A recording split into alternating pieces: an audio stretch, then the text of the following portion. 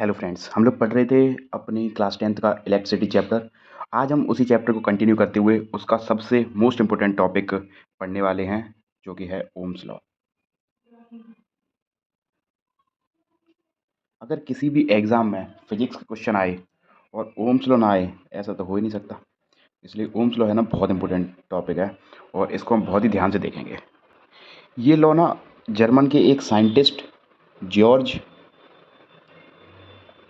कौन थे, George Simon ओम, ये जर्मन के फिजिस्ट थे। इन्होंने जॉर्ज साइमन ओम इन्होंने दिया था ओम्स लॉ।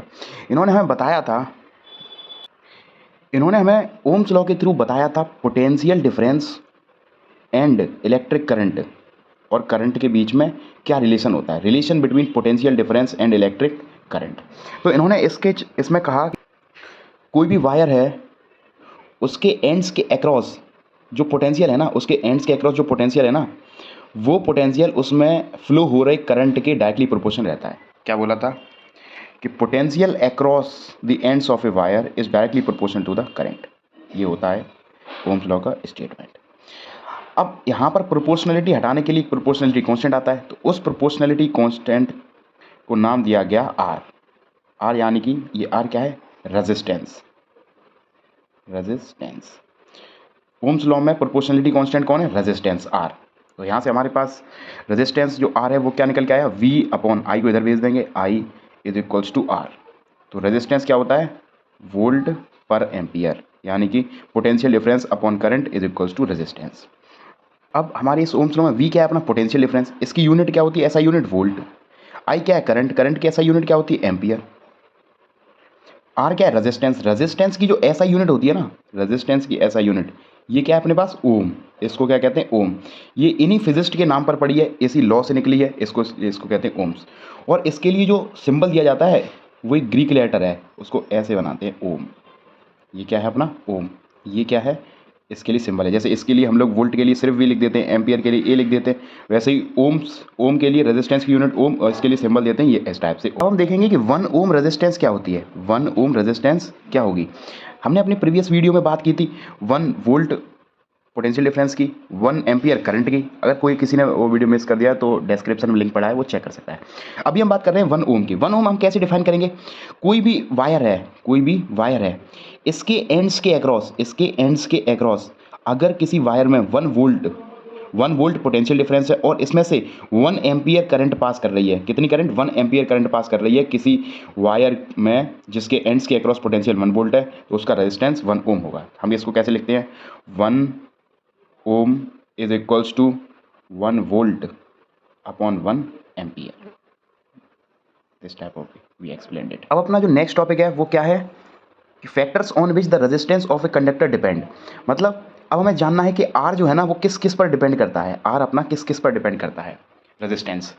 तो सबसे पहले इसमें बात की जाती है, फर्स्ट किस पे डिपेंड करता है, on its length, on its length, किसकी लेंथ, कंडक्टर की लेंथ। आर किस पे डिपेंड करता है, सबसे फर्स्ट केस है कि कंडक्टर की लेंथ पर डिपेंड करता है। दूसरा क्या बोलता है ये, on it's area of cross section, area of cross section. Area of cross section क्या होता है, जैसे मान लो कोई एक ये वायर है, ये एक वायर है, मान लो इसमें करंट जा रहा है, तो ये जो एरिया होता है ना, ये वाला एरिया, सबसे पहला इसने बोला लेंथ के ऊपर डिपेंड करता है, एल मान लो लेंथ है, इसकी लेंथ पर डिपेंड करता है। ये जो एरिया होता है जिसमें से करंट जाएगा, ए, ये इस क्रॉस सेक्शन एरिया पे, मतलब कितना चौड़ा है वायर, कितना थिक है, कितना थिन है, इस पर डिपेंड करता है। नेक्स्ट थर्ड केस क्या है, नेक्स्ट थर्ड पॉइंट क्या है, किस चीज पर और डिपेंड करता है, नेचर ऑफ मटेरियल पर, किस पे, नेचर ऑफ मटेरियल, मटेरियल का नेचर कैसा है उस पर और डिपेंड करता है। अब किस तरीके से डिपेंड करता है ये भी हम जान लेंगे। तो सबसे पहले लेंथ पर ना डायरेक्टली प्रोपोर्शनल रेजिस्टेंस, मतलब जितनी ज़्यादा लेंथ उतनी ज़्यादा रेजिस्टेंस। लेंथ हम बढ़ाएंगे रेजिस्टेंस हमारी बढ़ जाएगी, लेंथ हम कम करेंगे रेजिस्टेंस हमारी कम हो जाएगी। तो पहले कैसे डिपेंड करता है, R is directly proportional to L. Second क्या है, एरिया पर कैसे डिपेंड करता है, R is inversely proportional to area. Inversely proportional का क्या मतलब होता है कि अगर हम ए को बढ़ाएंगे तो आर कम हो जाएगा, ए को कम करेंगे आर बढ़ जाएगा, ये होता है इन्वर्सली प्रोपोर्शनल का रिलेशन। अब इनको हम कंबाइन करके ऐसे लिख सकते हैं, R is directly proportional to L upon A। तो यहाँ से देखो L के डायरेक्टली प्रोपोर्शनल हो गया, A के इनवर्सली प्रोपोर्शनल हो गया। इस केस में जैसे हम लोगों ने ओम्स लॉ में क्या किया था, V डायरेक्टली प्रोपोर्शनल था I के, V क्या था, डायरेक्टली प्रोपोर्शनल था I के। इस केस में हमने प्रोपोर्शनलिटी कांस्टेंट किसको लगाया था, R को, V is equals to R I, यही किया था ना। इस केस में हम अपना प्रोपोर्शनलिटी कांस्टेंट हटाएंगे, यहाँ पे रेजिस्टेंस आया था, यहाँ रेजिस्टिविटी आएगा। तो R इज इक्वल्स टू, इसको पढ़ते हैं हम रो, ये साइन किसका है, रो का, L upon A, resistance is equals to rho L upon A।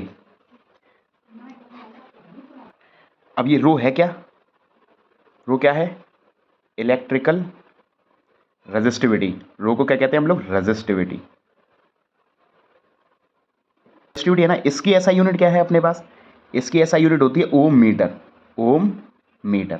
ओम के साथ मीटर, ओम के साथ मीटर लग जाएगा तो ऐसा यूनिट किसकी बन जाएगी, इलेक्ट्रिकल रेजिस्टिविटी। अगर सिर्फ ओम है तो रेजिस्टेंस की ऐसा यूनिट होती है ये। अब रेजिस्टिविटी के बारे में एक दो पॉइंट्स और जान लेंगे। ये जो अपनी रेजिस्टिविटी है ना रो, ये क्या है, ये प्रॉपर्टी होती है मटेरियल की, प्रॉपर्टी ऑफ मटेरियल। मतलब रेजिस्टिविटी तब चेंज होगी जब हम मटेरियल को चेंज कर देंगे, अदरवाइज इस पर ज़्यादा इफेक्ट नहीं पड़ता है। इसी रेजिस्टिविटी की हेल्प से हम लोग क्या करते हैं, अपने जो कंडक्टर्स होते हैं या अलॉयज़ होते हैं, कंडक्टर्स होते हैं, अलॉयज़ होते हैं या फिर इंसुलेटर होते हैं, इन सब में डिफरेंस हम बताते हैं इसी प्रॉपर्टी की वजह से। मतलब मटेरियल की प्रॉपर्टी की वजह से हम, या फिर रेजिस्टिविटी की वजह से ही हम कंडक्टर, अलॉय और इंसुलेटर्स में डिफरेंस बता पाते हैं। जिसकी रेजिस्टिविटी कम, जितनी रेजिस्टिविटी कम वो उतना ही अच्छा गुड कंडक्टर, थोड़ी सी कम तो अलॉय, और ज़्यादा हो गई जिसकी रेजिस्टिविटी वो इंसुलेटर, उतना ही अच्छा इंसुलेटर जितनी ज़्यादा रेजिस्टिविटी। तो इस केस में अपने पास ना रेंजेस बताई जाती है, कैसे, अगर 10⁻⁻8 ओम मीटर से लेकर 10⁻⁻6 ओम मीटर तक इसके इतनी रेजिस्टिविटी है, अगर इतनी रो है अगर किसी भी मटेरियल की, तो वो क्या है, एक गुड कंडक्टर है। क्या है वो, गुड कंडक्टर। अगर इस रेंज को बढ़ा दिया जाए, बहुत ज़्यादा कर दिया जाए, 10⁻12 ओम मीटर टू 10⁻17 ओम मीटर, अगर इतनी रेजिस्टिविटी कर दी जाए किसी की, तो वो क्या बन जाएगा, इंसुलेटर बन जाएगा। क्या बन जाएगा, इंसुलेटर बन जाएगा। तो ये अपने पास एनसीईआरटी में दे रखा है, और ये रेंज भी हमारे एग्जाम्स में आ चुकी है कि कंडक्टर्स की रेजिस्टिविटी की रेंज क्या होती है, इंसुलेटर की रेजिस्टिविटी की रेंज क्या होती है। अब रेजिस्टिविटी में कुछ चीज़ें हम और जान लेंगे। अपने घर में जो इलेक्ट्रिकल डिवाइसेस यूज होती है ना, इलेक्ट्रिकल हीटिंग डिवाइसेस, जैसे कि क्या क्या है, आयरन होती है अपनी, आयरन वगैरह, रॉड वगैरह, वो सब होते हैं ना, हीटर वगैरह, रोस्टर, टोस्टर, किसके बने होते हैं, अलॉयज़ के। किसके बने होते हैं, अलॉयज़ के।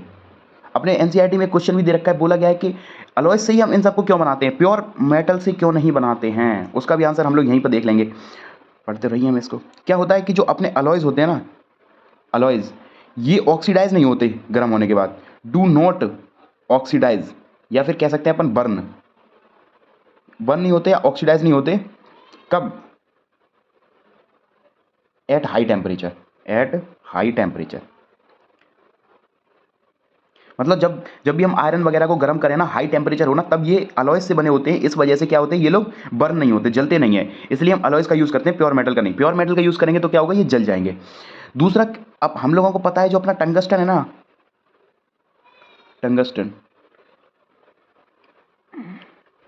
टंगस्टन को हम यूज़ करते हैं बल्ब के फिलामेंट में। किसमें, फिलामेंट ऑफ बल्ब। बल्ब का जो फिलामेंट होता है ना, वो टंगस्टन से बना हुआ होता है। टंगस्टन से वो उसको इसलिए बनाते हैं क्योंकि वो क्या करे, जल्दी से जले ना। हम लोग कॉपर और एल्यूमिनियम का यूज़ कहाँ करते हैं, ये जो अपनी इलेक्ट्रिकल ट्रांसमिशन लाइंस होती हैं उसमें कॉपर का और एल्यूमिनियम का मीनिंग को यूज़ करते हैं इलेक्ट्रिकल लाइंस में। इन सब का इसीलिए यूज़ करते हैं क्योंकि ये आसानी से बर्न नहीं होते। इनकी जो रेजिस्टिविटी है ना, वो कैसी है, बहुत कम है, इसलिए ये बहुत अच्छे कंडक्टर्स हैं या अलॉयज़ हैं, बहुत अच्छे। इसलिए हम इनको अपने इलेक्ट्रिकल डिवाइसेस में, हीटिंग डिवाइसेस में यूज़ करते हैं। और टंगस्टन, कॉपर और एल्यूमिनियम, इन तीनों का एग्जांपल अपनी एनसीईआरटी बुक में दे रखा है, इसलिए मैंने बता दिया। टंगस्टन का यूज़ कहाँ होता है, फिलामेंट ऑफ बल्ब में। कॉपर और एल्यूमिनियम का कहाँ होता है, इलेक्ट्रिकल लाइन्स में। अब एनसीईआरटी में दे रखा है तो ये किसी भी तरीके से क्वेश्चन में आ सकता है। इसी के साथ हमारा ओम्स लॉ पूरा खत्म होता है, उसके सारे कॉन्सेप्ट। अब हम ओम्स लॉ के जितने भी क्वेश्चन अपनी एनसीईआरटी में दे रखे हैं ना, सारे करेंगे अभी। अच्छा, हम क्वेश्चन सॉल्व करने से पहले ना अपने ये इन टेक्स्ट के 5 क्वेश्चन दे रखे हैं अपनी एनसीईआरटी को, इनको पहले देख लेंगे क्योंकि हम इन सबको सॉल्व कर चुके हैं, बस एक बार देखना है। क्या कह रहा है first question, on what factor does the resistance of a conductor depend. कौन से फैक्टर पर रेजिस्टेंस होती है जो कंडक्टर की, वो डिपेंड करती है, ऑन व्हाट फैक्टर्स। तो अभी मैंने सारे फैक्टर्स आपको लिखा दिए, ये देखो अभी मैंने आपको ये सारे फैक्टर्स लिखा दिए थे, ये हैं सारे फैक्टर्स जिस पर ये डिपेंड करता है। तो अपने फर्स्ट का आंसर आपको क्लियर होगा आई थिंक। नेक्स्ट, तो फर्स्ट क्वेश्चन क्लियर हो गया, नेक्स्ट देखते हैं। Will current flow more easily through a thick wire. Next देखते हैं अब अपन लोग, will current flow more easily through a thick wire और a thin wire of the same material when connected to the same source why. क्या कह रहे हैं ये, बोला है इन्होंने एक थिक वायर है, ज़्यादा चौड़ा है वो, ठीक है, दोनों सेम मटेरियल के बने हुए हैं, और एक थिन वायर है। बोला है किससे करंट इजिली पास होगा और वाई, क्यों। हम लोगों ने पढ़ा था resistivity is inversely proportional to the area of cross section. जिसका क्रॉस सेक्शन का एरिया ज़्यादा होगा उसकी रेजिस्टिविटी कैसी होगी, कम होगी। जिसका क्रॉस सेक्शन का एरिया कम होगा उसकी रेजिस्टिविटी ज़्यादा होगी। करंट को पास करने के लिए फ्लो करने के लिए रेजिस्टिविटी कैसी चाहिए, कम। रेजिस्टिविटी क्या होती है, रुकावट जितनी, करंट को पास करने के लिए रेजिस्टिविटी कैसी चाहिए, कम। अब रेजिस्टिविटी होती क्या है, रुकावट, तो करंट बिल्कुल नहीं चाहेगा उसके रास्ते में बिल्कुल भी रुकावट आए, तो रेजिस्टिविटी जितनी कम होगी उतना ही करंट इजीली फ्लो करेगा, आसानी से फ्लो कर जाएगा। तो रेजिस्टिविटी किस केस में कम है, जिसमें क्रॉस सेक्शन एरिया ज़्यादा है, क्योंकि ये इनवर्सली प्रोपोर्शनल है, क्रॉस सेक्शन एरिया ज़्यादा, रेजिस्टिविटी कम। तो जो वायर थिक है, तो थिक वायर जो होगा ना, थिक वायर, उसमें करंट ईजिली पास करेगा, करंट आई ईजिली पास करेगा। कैसे पास करेगा, ईजिली पास करेगा। तो आई थिंक सेकंड वाला क्वेश्चन भी आपको क्लियर होगा, करंट कैसे करेगा, इजीली पास करेगा। तो इसका मतलब आपको सेकंड वाला भी क्वेश्चन क्लियर होगा आई थिंक। अब हम बात करते हैं अपने थर्ड क्वेश्चन पर। नेक्स्ट क्वेश्चन क्या कह रहा है, let the resistance of an electrical component remain constant while the potential difference across the two ends of the component decreases to half of its former value, what change will occur the current through it. अच्छा, third question में क्या बोला है कि resistance दोनों case में कैसी रहेगी, सेम, और बोला है पोटेंशियल को V को कैसा कर दिया है, हाफ, V/2 कर दिया है। अब करंट बतानी है आपको, I बतानी है। हम लोगों ने ओम्स लॉ पढ़ा था, V is to I R. क्या बतानी है अपन को, I। तो I अपने पास क्या होती है, V/R। ये R इधर चला गया, V/R हो गया, ये हो गई अपने पास I। अब बोला गया जब V आधा हो जाए तब I क्या होगा, V को आधा कर दिया। अब ये क्या था अपने पास, I1, ये I1, तो I2 कितना हो जाएगा, ये I2 कितना हो जाएगा, 1/2 ऑफ I1। तो जैसे ही हम पोटेंशियल को आधा करेंगे अपना करंट भी आधा हो जाएगा। ये चीज़ हम डायरेक्टली बता सकते थे, कैसे, हमें पता था ओम्स लॉ के थ्रू V डायरेक्टली प्रोपोर्शन है I के। अगर V आधा हो जाएगा, V डिक्रीज हो जाएगा, तो I भी डिक्रीज हो जाएगा। आई थिंक क्लियर हो गया होगा ये आपको। इसी के साथ थर्ड क्वेश्चन भी अपना क्लियर होगा, सेकंड फर्स्ट सब क्लियर। फोर्थ क्वेश्चन क्या कह रहा है, why are coil of electrical roaster and electric iron made up of alloy rather than a pure material. ये अभी मैंने समझाया था, क्या समझाया था, ये देखिए क्या बताया था मैंने, अलॉय डू नॉट ऑक्सीडाइज या burn readily at the high temperature. क्या करते हैं, प्योर मटेरियल क्यों नहीं बनाते, अलॉयज का क्यों बनाते हैं डिवाइसेस को, हीटिंग डिवाइसेस को, क्योंकि अलॉयज जो है ना वो बर्न नहीं होते, और प्योर मटेरियल टेम्परेचर हाई होने पर बर्न हो जाते हैं, ये रीज़न है, ये हम क्लियर कर चुके हैं। अब हम बात करते हैं अपने लास्ट क्वेश्चन पर, फोर्थ वाला clear. Fifth, use the data in the table and which among the iron mercury is better conductor, which material is the best conductor. अच्छा, ये दोनों क्वेश्चन ना टेबल को देख के होंगे, अपनी 12.2 टेबल एनसीईआरटी में दे रखी है, उसको देखकर आप बता ही दोगे। देखते हैं ये टेबल क्या है, ये है अपने पास टेबल 12.2 जो क्वेश्चन पूछा गया। अब बस ये टेबल देख के आपको बतानी है कौन सा गुड कंडक्टर है, कौन सा बैड कंडक्टर, जो भी उसमें पूछा है बता ही देंगे आप आसानी से। तो अपने वो पांचों क्वेश्चन हो गए क्लियर। अब मेरे हिसाब से ये वाले पांचों क्वेश्चन आपको क्लियर है, ये वाला बॉक्स पूरा कंफर्म है। इसके बाद अब हम आते हैं अपने न्यूमेरिकल क्वेश्चंस पे जो हमें सॉल्व करने हैं। अब न्यूमेरिकल क्वेश्चन में जो फर्स्ट क्वेश्चन अपने पास दे रखा है वो क्या दे रखा है, how much current will an electric bulb drawn from a 220 volt source if the resistance of the bulb filament is 1200 ohm. B question दे रखा है, how much current will be electric heater coil drawn from 220 volt source if the resistance of a heater. अच्छा देखो, इसमें ना दो case दे रखे हैं, एक ए केस है और दूसरा है बी केस अपने पास। पहले वाले केस में क्या बोला है, जो वोल्ट है ना पोटेंशियल डिफरेंस वो कितना है 220 वोल्ट। दूसरे केस में भी बोला है पोटेंशियल डिफरेंस सेम है 220 वोल्ट। फर्स्ट केस में बस क्या कर दिया है इन्होंने, जो रेजिस्टेंस है वो 1200 ओम रखी है, कितनी रखी है 1200 ओम। दूसरे केस में जो रेजिस्टेंस है उसको कितना रखा है 100 ओम, और डिवाइसेस बस चेंज करिए, एक में कॉइल है और एक में बल्ब है।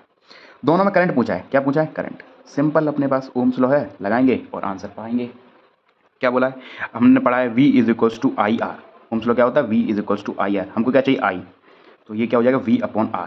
V कितना दे रखा है इस केस में 220 अपॉन आई कितना दे रखा है 220, ये 0 0 कट गया, 11 2 6 12 60 कट जाएगा। जब इसको डायरेक्टली काटेंगे तो कितना आएगा करंट अपने पास 0.18 एम्पियर। कितना आएगा 0.18 एम्पियर। ये हो गया ए वाला केस। दूसरा बी वाला केस क्या कहता है, same I is equals to V upon R. Direct हमने यहाँ से फॉर्मूला रखा, वी कितना है 220 अपॉन, सीधा सी तो खत्म, बिल्कुल सिंपल था। I is equals to 2.2 ampere. कितना हो गया 2.2 ampere. First question I think clear. Second question अपने पास क्या बोल रहा है, the potential difference between the terminal of an electric heater is 60 volt, what it drawn current of 4 ampere from the source, what current will be heater drawn if the potential difference is increase to 120 volt. क्या बोला है इसने, इन्होंने बोला है कि volt अपने पास कितना दे रखा है 60, पोटेंशियल डिफरेंस कितना दे रखा है 60 वोल्ट। और दूसरा क्या बोला है, करंट कितना दे रखा है आई इज इक्वल्स टू 4 एम्पियर। ठीक है, फिर बोला है इन्होंने सेकंड केस क्या बोला है कि अगर पोटेंशियल डिफरेंस ये V1 है ये V2 कितना कर दिया जाए 120 वोल्ट कर दिया जाए, उस केस में I2 क्या होगा। अच्छा, इस केस के थ्रू हम ओम्स लॉ से रेजिस्टेंस निकाल सकते हैं, R is equals to V upon I, हमने पढ़ा है। R is equals to V कितना है 60, I कितना है 4, 15 आ गई, R कितना आ गया 15 ओम। अब इस R को हम यहाँ पर यूज़ कर लेंगे और यहाँ पे करंट बता देंगे। V is equals to IR, I हमें चाहिए V अपॉन R। V कितना दे रखा है 120, R कितना दे रखा है 15, डिवाइड कर देंगे यहाँ पर 15 8 जा 120, करंट कितनी आ गई अपने पास 8 एम्पियर। सिंपल, खत्म। ऐसे इतने छोटे छोटे क्वेश्चन आते हैं यहाँ से। नेक्स्ट क्वेश्चन अपने पास क्या दे रखा है, क्या बोल रहा है ये question, resistance of a metal wire of length 1 meter is 26 ohm at 20 degree Celsius. If the diameter of the wire is 0.3 millimeter, what will be the resistivity of the metal at that temperature? Using table 12.2 predict the material of the wire. अच्छा, देखो इसमें सबसे पहले हम लोग note कर लेंगे क्या क्या दे रखा है। सबसे पहले बोला है रेजिस्टेंस वायर की कितनी है 26 ओम, रेजिस्टेंस कितनी है 26 ओम। दूसरा बोला गया डायमीटर दे रखा है हम लोगों को उस वायर का कितना है 0.3 mm।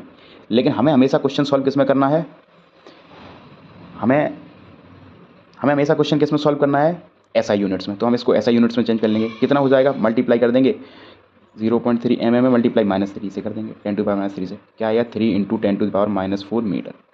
ठीक है, डायमीटर हो गया। अपने पास क्या दे रखा है लेंथ ऑफ वायर, लेंथ कितनी दे रखी है 1 मीटर। पूछा क्या है रो, रेजिस्टिविटी पूछी है। हमने फॉर्मूला पढ़ा था R is equals to rho L by A, ये फॉर्मूला हमने पढ़ा था रेजिस्टेंस केस में, R is equals to rho L by A. अब हमें चाहिए क्या है रो, तो रो के केस में क्या हो जाएगा, ए उस साइड चला जाएगा R इंटू ए और L नीचे चला गया अपॉन L, ये हो गया फॉर्मूला, ये बन गया rho is equals to R into A. कितना होता है एरिया, कितना होता है पाई R स्क्वायर, यही तो होता है area of wire pi R square. लेकिन हमारे पास पाई तो ठीक है, R है नहीं, कितना है डायमीटर, तो R क्या होता है डायमीटर का हाफ, तो यहाँ लिख देंगे हम डायमीटर का आधा, डायमीटर स्क्वायर अपॉन 2 2 4 अपॉन में पहले से L दे रखा है, ये बन गया अपने पास फॉर्मूला। सारी वैल्यूज़ को पुट कर देंगे। अब हम लोग सारी वैल्यूज़ को क्या कर देंगे इसमें पुट कर देंगे। R कितना है अपने पास 26 मल्टीप्लाई बाई पाई की वैल्यू 22/7 अपॉन R, L कितना दे रखा है 1 मीटर इंटू डायमीटर कितना है 3 का स्क्वायर 3 3 9, अच्छा 3 × 3 लिखते हो into 10 to the power -4 into 10 to the power -4 दो जगह अपॉन 4, क्या है 4। इसको सॉल्व करने के बाद क्या आएगा 1.84 into 10 to the power -6 ohm metre. इसको आराम से सॉल्व कर लेना, या ऐसे कर लो, चलो 2 से 11 काट दिया, 2 से ये काट दिया, 2 से 13, इस टाइप से हम काफ़ी कम कर सकते हैं। फिर 3 3 9, 11 99 और मल्टीप्लाई करेंगे 13 से, फिर देख लो 99 मल्टीप्लाई विद 13 करेंगे, इसका जो भी वैल्यू आएगी फिर ये पॉइंट्स को इस साइड खिसका देंगे 10 टू द पावर से, 10 टू द पावर -6 वो 184 आ जाएगा, और 2 पावर हम यहाँ से 10 टू द पावर -8 बन जाती, तो उस पावर में से 2 पावर को कम कर देंगे, यहाँ पे 1.84 इंटू 10 टू द पावर -6 बन जाए। इस तरीके से हमने ये सॉल्व किया है। ओके डन, ये क्वेश्चन भी कंफर्म हो गया। अब इन्होंने बोला है कि उस टेबल को देखना है 12.2 को और ये बताना है कि ये क्या मटेरियल है, तो उस टेबल को आप चेक कर लेना, मैंने पहले से दिखा रखी है आपको। उसके अकॉर्डिंग ये पता क्या दे रखा है मैग्नीज है, ये क्या है, ये जो इतनी रेजिस्टिविटी कौन से किस मटेरियल की होती है मैग्नीज की। अब ये ना अपन याद कर लेंगे, इसको याद कर लेना, क्योंकि ये क्वेश्चन ना एनसीईआरटी में दे रखा है, और एनसीईआरटी में जो क्वेश्चन दे रखा है वो एग्जाम में आ सकता है कैसे भी कभी भी, कोई बड़ी बात नहीं है, इसलिए इसको याद कर लेंगे, वही अच्छी चीज़ है। नेक्स्ट क्वेश्चन हम बात करेंगे और ओम्स लॉ का, वो है लास्ट क्वेश्चन। लगभग हम लोगों ने 5 + 3 8 कर लिया और 9th क्वेश्चन हम करने जा रहे हैं, और ओम्स लॉ आई थिंक बिल्कुल खत्म हो जाएगा। नेक्स्ट क्वेश्चन अपने पास क्या दे रखा है, a wire of given material having length L and area of cross section A has a resistance of 4 ohm, what should be the resistance of another wire of same material having length L/2 and area of cross section 2 है। अच्छा ये बहुत simple question है, इसको ना हम इधर ही कर लेंगे ऐसे करके, बस इतनी जगह में। क्या बोला उसने, दो वायर है अपने पास, पहला वायर है R1 मान लेते हैं, उसकी रेजिस्टेंस अपने को क्या दे रखी है 2 ohm, कितनी दे दी है 2 ohm, रेजिस्टेंस क्या होता है रो L/A। सेकंड वायर R2 की रेजिस्टेंस पूछी है और क्या बोला है रो L/, ये तो फॉर्मूला होता है अपने पास, क्या बोला है उसने जो लेंथ है ना वो कैसी कर दी L/2 आधी कर दी, चल नेक्स्ट पेन से लिख दे, क्या कर दी आधी कर दी L/2। दूसरा बोला एरिया जो है ना वो डबल कर दिया, तो एरिया ए की जगह क्या लिख देंगे 2A, ये क्या हो जाएगा रो L/A और 1 ये 4 हो जाएगा इंटू 1/4। अब ये चीज़ क्या थी अपने पास, हमें पता है ये क्या है, ये देखो क्या थी R1, क्या हम इसके लिए R1 लिख सकते हैं, R2 is equals to R1 into 1/4। R1 अपने को पता है कितना है 4 ohm, ये क्वेश्चन में दे रखा है, R2 is equals to 4 into 1/4, 4 से 4 कट जाए, R2 कितना आया 1 ohm, तो सेकंड वायर की जो R है ना रेजिस्टेंस वो कितनी है 1 ohm, दैट्स ऑल। अब मुझे लगता है कि ओम्स लॉ बिल्कुल क्लियर हो गया होगा, और 9 क्वेश्चन करने के बाद इस टॉपिक से और सारी कॉन्सेप्ट और थ्योरी पढ़ने के बाद मुझे नहीं लगता कि किसी भी एग्ज़ाम में आपका ओम्स लॉ से क्वेश्चन छूटेगा, और बोर्ड में तो बिल्कुल छूटना ही नहीं चाहिए भाई इतनी मेहनत करने के बाद। चलो फिर आज की वीडियो में इतना ही रखते हैं, वरना बहुत ज़्यादा हो जाएगा। आगे की वीडियो में हम बाकी जो रजिस्टर अपना बचा है या हीटिंग इफेक्ट और पावर वगैरह जो बची है ना वो कंप्लीट कर लेंगे और सारे एनसीईआरटी क्वेश्चन करेंगे। ये चैप्टर बहुत इंपॉर्टेंट है, इसलिए एनसीईआरटी का हम लोग एक भी क्वेश्चन छोड़ नहीं सकते। बाकी पिछला हमने करंट और पोटेंशियल डिफरेंस जिस पीछे वाली वीडियो में पढ़ चुके हैं हम लोग, उसका लिंक डिस्क्रिप्शन में दे रखा है, आप उसको भी जरूर ध्यान से देखें क्योंकि एनसीईआरटी के सारे क्वेश्चन मैंने उसमें करा रखे हैं। तो मिलते हैं आप नेक्स्ट वीडियो में, thank you so much, bye everyone, keep studying, keep work hard and rocks in exam.